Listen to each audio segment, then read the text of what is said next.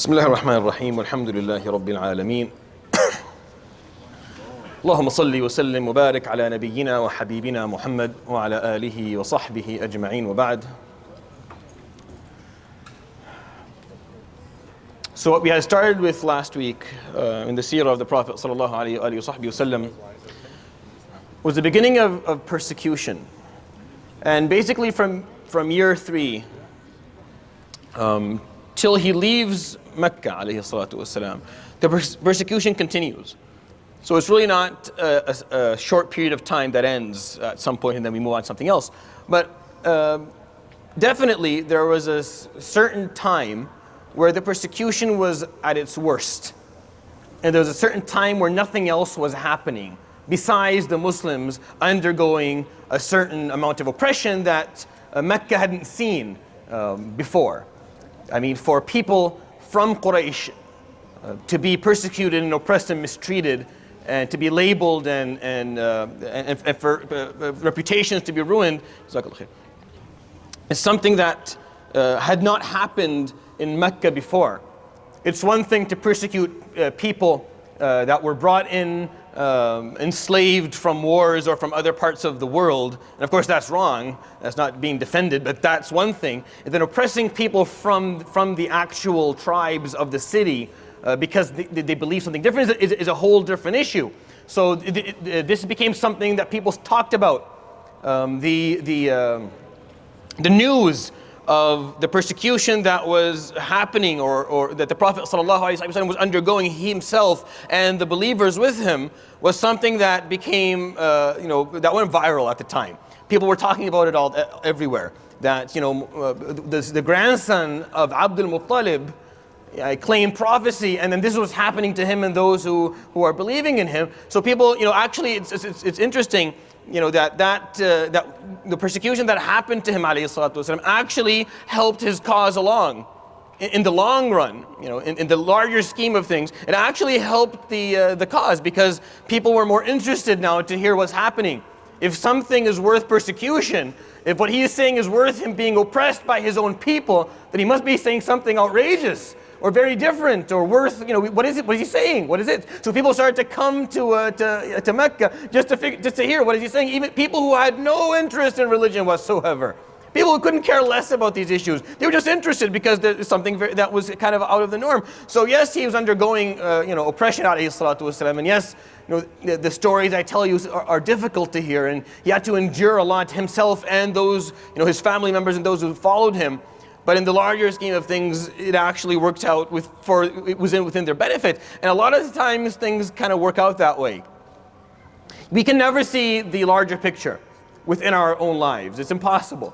No one's asking you to do that. And don't ask others, by the way, to do it either. It's impossible for you to leave your life and take 50 steps backwards and see the bigger picture of what's happening in your life and how it's going to benefit. It's impossible for that to happen. It's too difficult. But if you believe in Allah subhanahu wa ta'ala and you trust in Allah subhanahu wa ta'ala, and you're doing the right thing, and you're going to stand your ground and continue to do the right thing, then the bigger picture, whatever you went through will one way or the other benefit the cause that you're working towards. And that's something that you have to keep in mind when we're going through our lives and when we're going through difficulties and misfortunes. And we often lose the sight of that nothing goes unpaid, nothing goes unpunished or unrewarded, and everything is being properly documented, and it will come back one day in one form or the other. So the Prophet I started with the Prophet ﷺ's persecution specifically. And we'll move on, of course, to the Sahaba later. Before I continue, I wanted to tell this story. It's an important story, and it shows you what he was dealing with ﷺ to a certain degree. So one day ﷺ is speaking to people about Islam, and he would choose individuals in Mecca, and he would group up people sometimes, sit down, and he would tell them, let me explain to you what it is that I am preaching. What concepts I carry and what the Hanifiyya of Ibrahim actually means, what monotheism actually contests, and what all this is how this is going to change the way we live, and how we need this in order for us to change our lives. So he would sit down, he would stand with people and speak. And Abu Jahl one day came by, Abu Hakam ibn Hisham, and he said, Wallahi, لو أني أعلم أنك صادق لاتبعتك. ولكنك كذاب وما أنا بمتبع إنسانا كذابا. So he came and he said something very, very hurtful to the Prophet ﷺ, very rude. He came in right into his face and he told him, if I knew that you were someone of any level of honesty at all. He's not saying this publicly, by the way. This is something he told the Prophet ﷺ in confidence, or there's only one or two people standing around. He wouldn't dare say this publicly, but he's saying this. He would come up to him and say, if I knew that you were someone who was truthful and honest, I would have followed you. But I know by certainty that you're a liar, and everything that you're saying are lies, and that's why I will never follow someone who's a liar. And he walked away from the Prophet ﷺ, calling him a liar to his face ﷺ. Sallallahu alayhi wa sallam. وَهُوَ الصَّادِقُ الْأَمِينَ alayhi salatu wasalam. And he never lied alayhi salatu wasalam. Not as a prophet, and not before that alayhi salatu wasalam, not for any reason. But that's what he was told, that's how he was treated. It hurt him. The Quran will come and talk about that. It hurt. It hurt more than, I told you, these things, these social issues, these issues of reputation, of integrity, hurt him more than any physical or financial abuse that he would endure, alayhi salatu wasalam. It's words like that. Someone who spent all his life being nothing but honest to everybody around him, to be called that to his face, that hurts. It hurts where, that's where it really hurts. And Abu Jahl knows that. Abu Jahl, he knows that well. He's been around long enough to know how to hurt. So he knows how to hurt him, alayhi salatu wasalam, and he walks away. So the Prophet ﷺ, of course, the people who he's listening to, who are listening to him, they walk away. So he goes home. Again, he chose not to be confrontational. I gave you the example last time. When I gave you the example of how he confronted some of the individuals sitting around the Kaaba mocking him, I got a few questions saying is that in lining or in keeping with the Prophet ﷺ's character? And yes, it is. We're not the ones who dictate what his character should be. We just learn from his character what it was.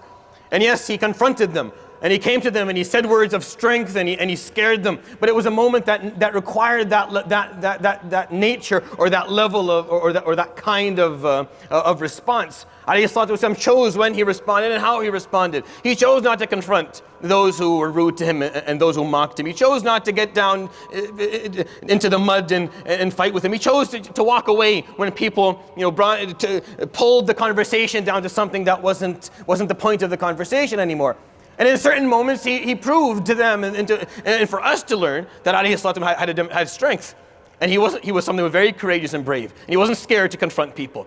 And when he did confront them, they didn't have good comebacks to him, alayhi salatu wasalam. Just individually as a person, alayhi salatu wasalam, was a strong-willed person, and physically he was also strong. So he said those words, the Prophet alayhi salatu wasalam walked away. And then Abu Jahl is sitting around. And around him is a friend of his, Safwan ibn Umayyah. And we don't know exactly why, but Abu al-Hakam ibn Hisham had a moment of clarity. It was a moment maybe of weakness, or just a moment of, when you're wearing a mask for so long, it gets hot in there. And for a moment, you feel like you have to take it off for a second. And people who wear these masks, and people who know they're doing something wrong and they continue to do it, there are moments where they feel like they have to take it off, and they just have to come clean. And Abu al-Hakam ibn Hisham was one of those people. And for a second there, he just needed to take off that mask, and he had to vent and say, something that he meant. And he's sitting with Safwan, and maybe they're drinking tea, I don't know, maybe they're not. And then Abu Jahl would go in and say, Wallahi inni la a'lam annahu la sadiq. By the way, I know for certainty that he's fully honest and truthful what he's saying. And I can almost imagine Safwan, and he's spitting out all the tea that he's drinking, saying, what are you saying? No, hold on, you say that again. Inni la a'lam annahu la sadiq. I know he's truthful. What do you mean, no, he's truthful? You have all of Mecca is refusing to speak to him based on the fact that you're telling everybody that he's not. What do you mean he's sadiq? It's just a moment where, Abu Jahl, and the reason we know this story is because Safwan later on, years and years later, because Safwan continued to be kafir for many years. He disbelieved in the Prophet ﷺ for a very, very long time. It was only the last year or two that he accepted Islam, and he told some of these stories. He said, yeah, this is what happened early on. Abu Jahl told me this. فَقُلْتُ كَيْفَ تَقُولُ يَا أَبَا الْحَكَمِ. What are you saying? Abu al-Hakam, think of what you're saying. What are you saying? فَقَالَ كُنَّا وَبَنِي هَاشِمٍ كفرسي رهان تنازعنا نحن وبنو عبد مناف الشرف. You see, if you remember early on in this series, I showed you a list of the families And I talked about the tribes in Mecca. And I told you how these certain tribes would make alliances together, and other tribes would be of a different alliance. And these different tribes would be in continuous struggle. And Banu Makhzum, which is the tribe of Abu al-Hakam ibn Hisham, was a tribe that was in continuous competition with the Prophet ﷺ's tribe, Banu Abd Manaf. The Prophet ﷺ's names, right? Muhammad ibn Abdullah, ibn Abd al-Muttalib, ibn Hashim, ibn Abd Manaf. So Abd Manaf was the Prophet ﷺ's larger tribe. And Banu Makhzum was another tribe from a different genealogy. Also, all of them came back to the same, all of them go back to Fihr ibn Malik, which is Quraysh. And they were in continuous competition. They were always competing who had more strength in different fields. Who had more poets, or who had more warriors, or who had more money, or who got to take care of the Hujjaj more. The Arabs, they would pride themselves in servicing the people who came to Hajj. So if you were responsible for taking care of the water, then that was something that you took a lot of pride in. That you made sure everyone was given water, or if you were responsible for feeding people, or for clothing them, or for moving them, whatever it is you're responsible for, you took a lot of pride in taking care of the Arabs by doing that. So he said, تَنَازَعْنَا نَحْنُ وَبَنُوا عَبْدِ مَنَافِ الشَّرَفِ. So my tribe and his tribe have always been competing in integrity and in social status. فَأَطْعَمْنَا. And they would feed people during the times of Hajj, so we did the same. وَحَمَلُوا فَحَمَلْنَا. And they would give people wealth and help them make it to Hajj and make it back, so we did the same. We offered the same to people. وَأَعْطَوْا فَأَعْطَيْنَا. And when people come to Hajj, they would give charity to the tribes that would come, and we started to do the same. حَتَّى إِذَا تَجَاثَيْنَا عَلَى الرُّكَبِ. And as you were competing, we came so close, we were knee to knee. That's his phrase, meaning our knees were parallel. There's no one's ahead, no one's behind, we're exactly the same. وَكُنَّا كَفَرَسَيْ رِهَانٍ. So, track horses. Farasay rihan is basically horses that you gamble on who's gonna win. So it's just something, it's a word they used to use. Farasay rihan, meaning we're just like two track horses. We're competing, and we're right beside each other. We're neck to neck, knee to knee. There's no difference. يَقُولُونَ مِنَّا كَذَا وَنَقُولُ مِنَّا كَذَا. They say, from our tribe is Fulan, this great individual. And then we would say, well, from our tribe is this great individual. يَقُولُونَ مِنَّا شَاعِرٌ فَنَقُولُ مِنَّا شَاعِرٌ. يَقُولُونَ مِنَّا قَائِدٌ فَنَقُولُ مِنَّا قَائِدٌ. They say we have this poet, we say we have that poet. They say we have this leader, we say we have that leader. حَتَّى قَالُوا مِنَّا نَبِيٌّ. Until they say, well, we have a prophet. فَأَنَّا لَنَا بِهَذِهِ. Where are we going to get a prophet from? مَا فَكَّرْنَا بِهَا. We didn't think of it first. You understand the problem for him? Like, we've been competing all these years, and then now they can say, we have a prophet. Ugh, if I thought of this first, we would have said it first, and now I don't have a prophet in my tribe. I looked for one. I couldn't find anyone worth prophecy, so I can't say this. فَوَاللَّهِ مَا أَنَا فَمَتَى نُدْرِكُ هَذِهِ. And how can I get this? I can't get this. وَاللَّهِ لَا أُؤْمِنُ بِهِ مَا حَيِّتْ. I will never follow him for the rest of my life. As long as I live, I will never walk behind him. Me, from a person from Banu Makhzum, walk behind some guy from Banu Abd Manaf? Impossible. It's just open racism. It's tribalism, right? Which is the same thing. Any form of group condescendence, any form of group arrogance is racism. That's really all. There's no other word for it. In Arabic, they call it Hanya. One of the words for it is Hamiyah. I know that we use it differently, but that's the actual word that's for it. And it's something that's horrible. The Prophet ﷺ talked about it in many incidences in a negative way, that this is the worst thing you can do. You see, personal arrogance is just arrogance. If you think you're better than one person, that's arrogance. If a group thinks they're better than a group, that's racism. No matter what the group, no matter which group is thinking they're better than any other group, doesn't matter. It doesn't matter. Whether it's based on ethnicity, whether it's based on race, whether it's based on gender or sex, whether it's based on where part of the world you live, doesn't matter. Once a group thinks they're better than another group, that is racism. And that's where all evil comes from. And the Prophet ﷺ, at one point when that happens, when the Muhajirin and the Ansar, years and years later, they fight. And one guy says, Ya lil muhajirin. The other guy says, Ya lil ansar. Oh, those who love the muhajirin, come fight with us. Oh, those who love the ansar, come fight with us. And they're going to start a fight just based on the fact that this person from this group and this person from that group. قَالَ دَعُوهَا, leave this. فَإِنَّهَا مُنْتِنَةٌ, this is disgusting. And he used the word natan. Natan means is something that is disgusting. And that's the word he chose, alayhi salatu wasalam. Did never, ever touch that again. And that's why Abu al-Hakam ibn Hisham didn't believe. That's it. That's his reason. That's his personal reason. The only reason that he refused to believe in the Prophet ﷺ is his ego. He couldn't accept the fact that he was going to follow someone from a different tribe, a tribe that they've been competing with all these years. Even though he knows with certainty that the Prophet ﷺ is telling the truth, that he is a prophet. You may think to yourself, that's impossible. No one's going to do that to themselves. Well, think about Iblis then. If you think of Abu Jahl, and he made a choice that makes no sense to you, well, think about Iblis. And think about Iblis's choice and Shaitan's choice. What type of choice is that? How could you say no to God, to his face? Because you don't like Adam. How much can you hate someone to the point where you're willing to tell God to his face no? I can't imagine, but it can happen. It's just a matter of the ego. If you let your ego grow enough, if you grow that ego for it to become big enough, then yes, it'll become bigger than God himself in your mind. In your heart and your mind, it'll become bigger than God. Jalla Jalalullah. Which is the problem. The ta'ah, the obedience to Allah subhanahu wa ta'ala should always be bigger than anything else inside of you. But if you grow that ego, and you keep on allowing it to get bigger and bigger, it will become bigger than God's commands, and that'll be the end of it. And that's why Abu Jahl refused to believe. For a moment he came clear. And then the Quran from Surah Al-An'am was revealed during that time. Surah Al-An'am has some evidence that it was revealed all at once. We're not sure, but there's some evidence to support that it was revealed all at once. You have nothing to kind of contradict that, so it may be true.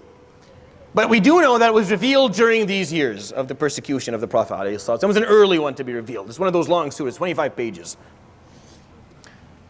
Listen to this verse. قَدْ نَعْلَمْ إِنَّهُ لَيَحْزُنُكَ الَّذِي يَقُولُونَ. We know for a fact that it saddens you, that which they are saying, what they say to you, the way that they treat you, the way that Abu Jahl came up to your face and told. We know that this saddens you. We know that this bothers you. فَإِنَّهُمْ لَا يُكَذِّبُونَكَ. But the truth is, they don't disbelieve in you. They don't think you're a liar. They're not calling you a liar. وَلَكِنَّ الظَّالِمِينَ بِآيَاتِ اللَّهِ يَجْحَدُونَ. But the truth is, the oppressors of themselves and others, they refuse to follow the signs of God. They know it's the truth, but they just can't do it.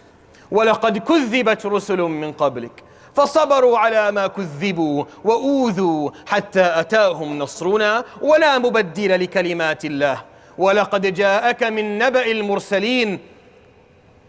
And indeed, all prophets before you have been treated the same way. They have been disbelieved in, they've been harmed, and they continue to persevere as that happened until Allah subhanahu wa ta'ala granted them His victory. وَلَا مُبَدِّلَ لِكَلِمَاتِ اللَّهِ. This is an important kind of phrase in the surah. What it means, nothing changes the words of God. What does that mean? Meaning this is how Allah subhanahu wa ta'ala, this is the nature of the universe. This is the nature of life. You're going to bring an idea that is different. You're going to bring something revolutionary. People will fight, will push you down. They're going to pound you down. They're going to work against you. They're going to knock you down every chance they got. That's how it is. That will never change. Stop trying to think that's not going to change. It's going to stay exactly the way it is. It's always been like that. وَلَا مُبَدِّلَ لِكَلِمَاتِ اللَّهِ. If you're going to bring something forward that's worth living for and dying for, you're going to endure persecution and difficulties. That's how it is. So either accept that and continue to persevere, or say, I'm not going to do this anymore, and then leave it. He was always given that option, alayhi salatu wasalam. You don't want this, leave it. He never did, sallallahu alayhi wa sallam. And of course he never would have. But that's how Allah subhanahu wa ta'ala explained this. You do this for you. You're not doing this for me. When you stand by what is right, what is rightful and what is truthful, you're doing that for you. Don't kid yourselves. I'm doing it for the sake of Allah. Yes, you're doing it so that Allah subhanahu wa ta'ala is pleased with you, satisfied with you. So you get ajr. But that's all for you. And that all comes back and circles back to you, so that He rewards you, so that He takes care of you. It comes back to you again. To act like this is fully selfless, in the terms that, no, I'm doing it for God, as if God is going to benefit from this, and I'm going to, just disappear into nothingness as I benefit God. That's not what it is. He knows that, subhanahu wa ta'ala. He never asked for anything different. No, be selfish when it comes to these. That's fine. Be selfish about it. Do it for my sake, and you're totally selfish about it. You're getting the benefit of it in dunya and akhirah. That's fine. He's totally okay with that, subhanahu wa ta'ala. He's happy with that. Do it and we'll fully reward you. But don't act like this is not for you. Don't act like when you stand by what is haqq, and what is right, and what is honest, and what is truthful, that you're doing that to serve any other purpose than the purpose of the betterment of the human race, and you're one of them. And Surah Al-An'am was revealed to the Prophet ﷺ. Surah Al-An'am is very important. It's a long surah, but it's very simple. It just explains the relationship that you have with God. That's all it is. What is the relationship you have with Allah subhanahu wa ta'ala? It's called faith. That's what we call it. Iman. You call it Iman. What is Iman? Iman consists of two things. An intellectual belief, an understanding. You have to understand, you have to comprehend who God is. That's why if you read the first 100 verses of Surah Al-An'am, that's all it talks about. It just talks about Allah subhanahu wa ta'ala from every angle you can possibly imagine. And then if you've accepted that, and that's how you understand who Allah subhanahu wa ta'ala is, and you comprehend Him Jalla Jalaluhu, then all that is left is to follow what He says. Iman is two things, qawl wa amal. Something you say, something you think, something you understand, and then something that you do. You cannot disconnect these two things from one another. Iman falls to pieces the moment you disconnect these two concepts. And we have done that. We have managed to do that. Slowly and in a sneaky way, we're able to disconnect them. I believe, but I will not do anything. I will not do anything at all that He tells me to do, subhanahu wa ta'ala. That's why at the end of Surah Al-An'am, قُلْ تَعَالَوْا, come. Say, come to me. أَتْلُ مَا حَرَّمَ رَبُّكُمْ عَلَيْكُمْ. Let me recite upon you the things He's made haram. And then the ayat go through a number of things. أَلَّا تُشْرِكُوا بِهِ شَيْئًا وَبِالْوَالِدَيْنِ إِحْسَانًا. And it goes through all these things. وَلَا تَقْرَبُوا مَالَ الْيَتِيمِ إِلَّا بِالَّتِي هِيَ أَحْسَنُ وَأَوْفُوا الْكَيْلَ إِذَا كِلْتُمْ. All these commands of being honest and being truthful and taking care of your kids and being proper to your parents and making sure that you believe in La ilaha, all these ideas. That's what Iman was. And that's what it meant to them. These are long surahs. It's very important to take time to recite Surah Al-An'am, because it's an early one. It's during these years of persecution. It's reminding them before he starts being told. He's going to be told the stories of the prophets very soon. Like right after this, the ayat will be Surah Hud and Al-A'raf and Yunus and Yusuf and all these surahs that just have stories upon stories of prophets and messengers who were extremely mistreated for a very long time, and what they did and how they persevered and how things worked out and how sometimes things didn't work out. And he got to learn these things, but before that, Surah Al-An'am had to be revealed, explaining a very simple concept of what Iman means. It has to be two things. You have to believe it, and then you have to actually follow up with action. I think that's something worth sharing. So, a few more stories of kind of what took place.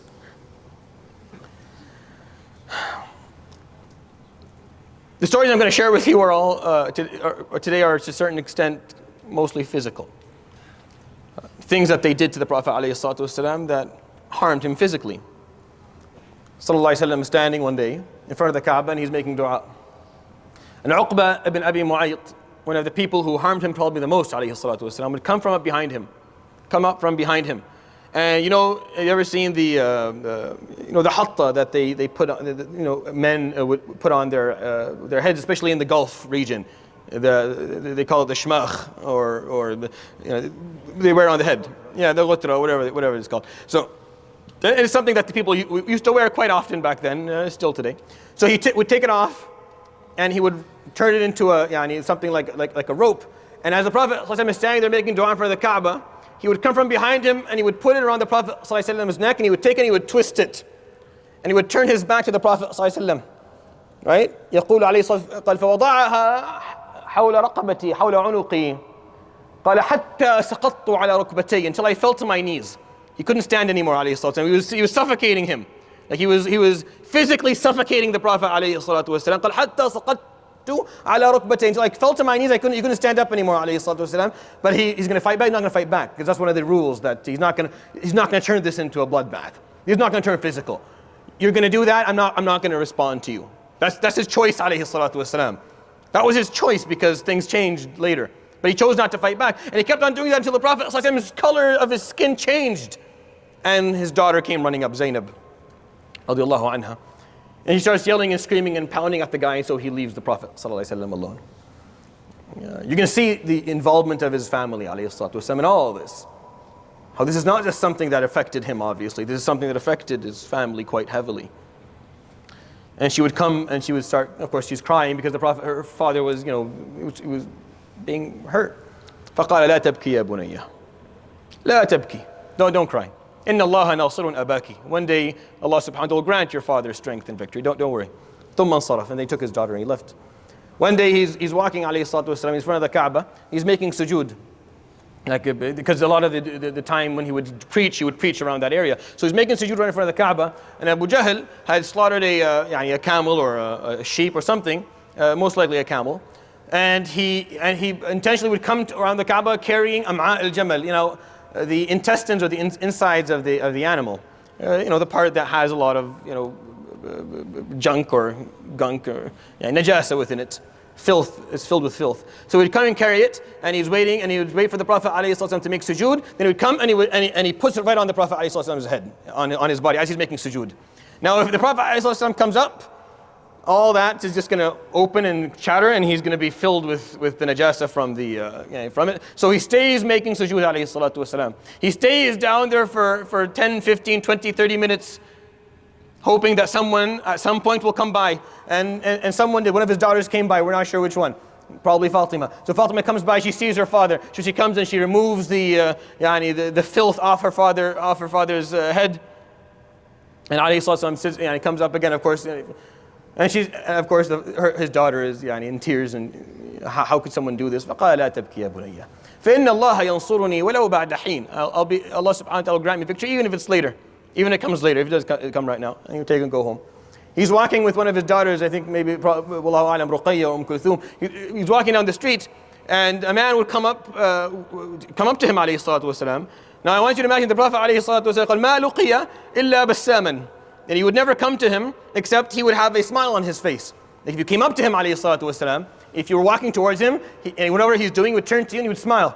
To greet you as you came to him. So this man is walking towards the Prophet ﷺ, so he turns to him, his daughter, and he's smiling at him to see what he wants, and this man is just carrying dirt in his hands and he throws it right in the Prophet ﷺ's face. And he walks away. So he stands there ﷺ, wiping his face, and his daughter's there picking تقول فكنت أخرج له التراب من لحيته عليه الصلاة والسلام. I'm standing there and pulling pieces of rock and dirt out of his beard عليه الصلاة والسلام. And she's crying like it's her father. فقال يا بني لا تبكي فإن نصر الله آت. Don't cry. The victory of Allah will come. It'll come. It's just a matter of time. Just be patient. Be patient, these things take time. Sallallahu alayhi wa alihi wa sahbihi wa sallam.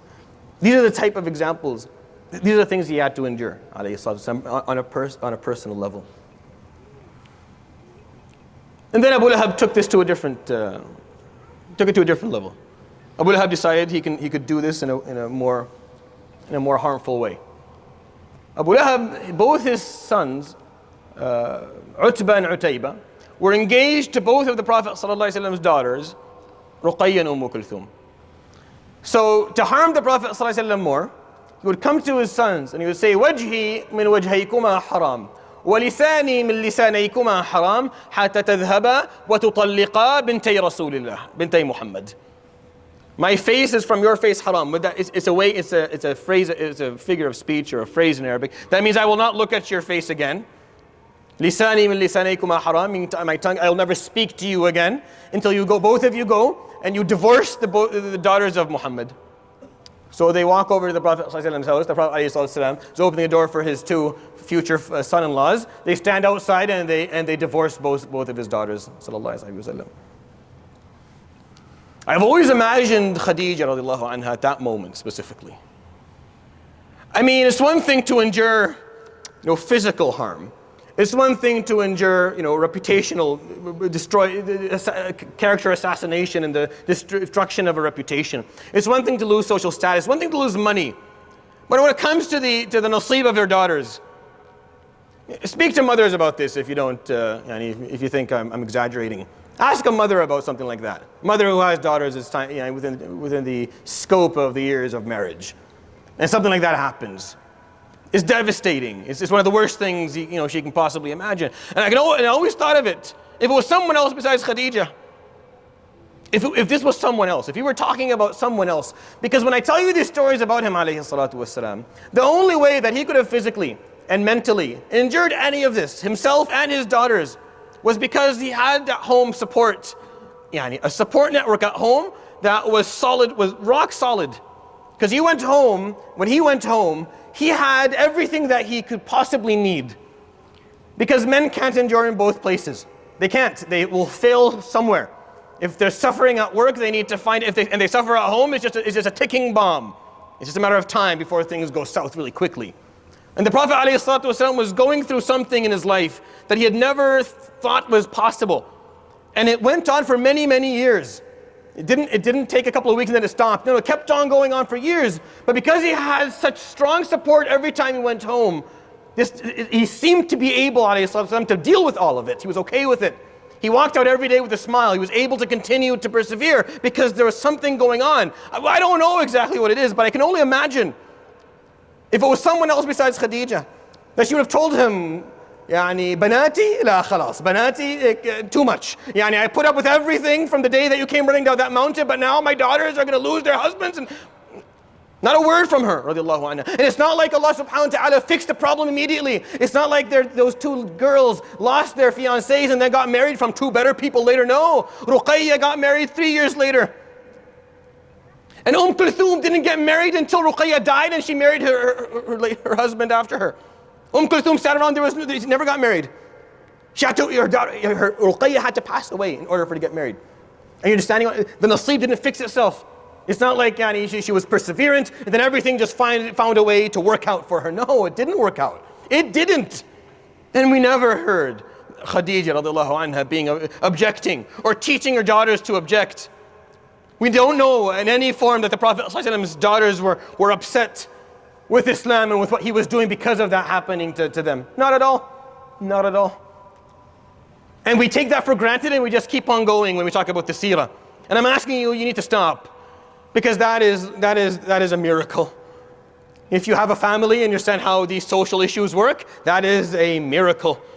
That's more of a miracle than when water came through his fingers, alayhi salatu wasalam. It really is. It's more of a miracle than that. That these things happened and his family was rock solid, was fully stable. Not a problem. Not a word was said. Because of the level of the person that was at home. Khadija radiallahu anha.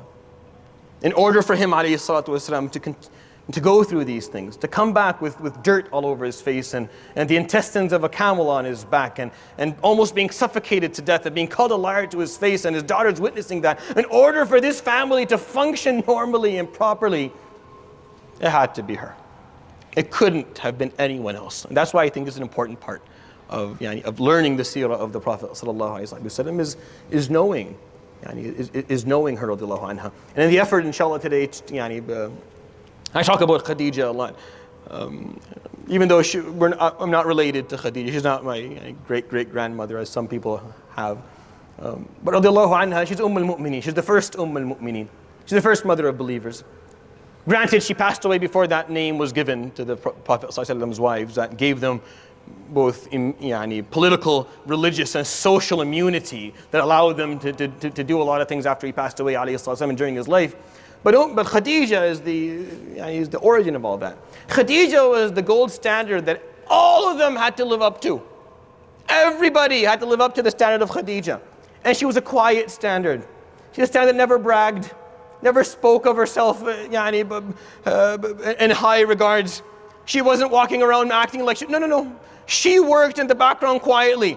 I just gave you the example of how we talk about these stories and we never talk about her. She's never a part of these stories. I tell you how the Prophet ﷺ, this happened to him, you feel bad. And it's emotional, and you're thinking about him being harmed, but you don't think about how he actually endured this. No, we don't think about that. We don't think what's happening on the other side of all that. That's allowing this to continue. Just allowing him to stand his ground and not lose his temper and not completely lose his faith, and his daughters to continue to support him. We don't talk about that. She's the unknown soldier that allowed this to continue, radiallahu anha. And that's why towards the end of her life, Jibreel will come specifically to talk to her before she dies. And that's why when the Prophet ﷺ was harmed in a way that harmed her, إِنَّا أَعْطَيْنَاكَ الْكَوْثَرَ was revealed. It's like Allah subhanahu wa ta'ala, every time something harms Khadija, there has to be something, some intervention from the sky has to come. Because no one focuses on the people behind the scenes that are allowing things to continue to move forward. And that's why, in our eyes, as many mothers and many wives, historically, in the past and today, they continue to go unappreciated and unacknowledged of what they actually do. Everyone has a mother or a grandmother that he knows that she's the glue that kept everybody together. She didn't keep a small family, she kept a huge family functioning. And they can point out the names of those people and talk about them in high regards. And they don't, when you say you're Fulan ibn Fulan ibn Fulan, their name doesn't come up. It's always the guy's name. But she's there, and Allah subhanahu wa ta'ala knows about it, and she will be rewarded for it, and that's why I bring this up.